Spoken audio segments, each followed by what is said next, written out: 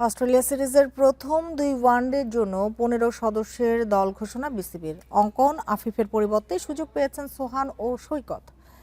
প্রায় 4 বছর পর দলের সঙ্গে যোগ দিচ্ছেন সৈকত। 2 পরিবর্তন নিয়ে দলীয় পারফরম্যান্সে আশাবাদী প্রধান নির্বাচক হাবিবুল বাশার সুমন। নিউজিল্যান্ডের বিপক্ষে তৃতীয় ওয়ানডের আগে মোসাদ্দেক সৈকতকে নিয়ে হয়েছে নানা নাটকীয়তা। সিলেট থেকে ঢাকায় নিয়ে এসেও দলে রাখা হয়নি। দ্রুত ফেরার আশা ছিল তখন থেকেই।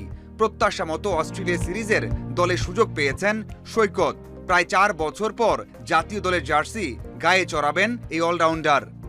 মোসাদ্দেক আমরা চিন্তা করছি যেখানে আফিফ ব্যাটিং করে নাম্বার 6, সেখানে মোসাদ্দেক এই মুহূর্তে খুব ভালো ব্যাটিং করছে এবং নাম্বার 6-এ ইজ মোর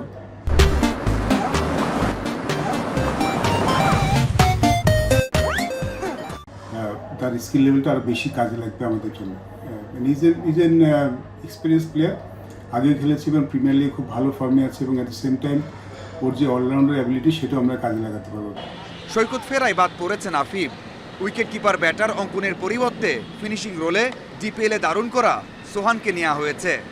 মাহিদুল অঙ্কন জায়গায় সোহান, নুরুল হাসান সোহানকে আমরা এনেছি। তার পিছনে একটা বড় কারণ হচ্ছিল অঙ্কন আসলে বেসিক্যালি আমাদের কাছে মনে হচ্ছে এবং premier league top order batsman number 4-5, সেখানে তিনি ব্যাটিং করেন। আর সোহান ব্যাটিং করেন 6 এবং 7-এ।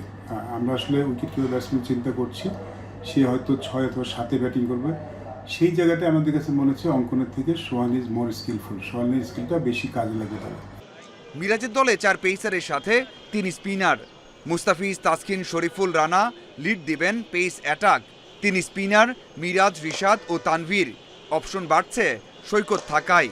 ব্যাটিং লাইন আপে তামিম, সৌম্য, সাইফ, লিটন, শান্ত ও হৃদয়। 9 ও 11 জুন মিরপুরে হবে সিরিজের প্রথম 2 one day. Mazharul Islam, Independent news.